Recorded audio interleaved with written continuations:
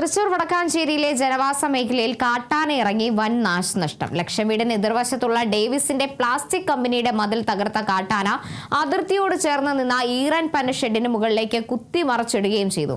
തുടർന്ന് നാട്ടുകാർ സംഘടിച്ച് പടക്കം പൊട്ടിച്ചും പാട്ടകുട്ടിയുമാണ് ആനയെ തുരത്തിയത്. ഇന്നലെ രാത്രി 10 മണിയോടെ മങ്കര ചേപ്പിലക്കോട് റോഡിലെ അട്ടിപ്പറത്ത് ഭാഗത്തുനിന്ന് RRT സംഘം കാട് കയറ്റിവിട്ട അതേ കാട്ടാന തന്നെയാണ് എങ്കക്കാട് ലക്ഷം വീട് പരിസരത്ത് എത്തിയതെന്നാണ് നാട്ടുകാർ പറയുന്നത്. ചേപ്പിലക്കോട് അട്ടിപ്പറമ്പ് പ്രദേശങ്ങളിലും ആന വ്യാപകമായ നാശനഷ്ടങ്ങൾ വരുത്തിയിട്ടുണ്ട്. വനാതിർത്തിയോട് ചേർന്ന് സോളാർ തൂക്കുവേലികൾ സ്ഥാപിച്ച് നിരന്തരമായ വന്യമൃഗശല്യത്തിന് ശാശ്വത പരിഹാരം കാണണമെന്നാണ് നാട്ടുകാരുടെ ആവശ്യം.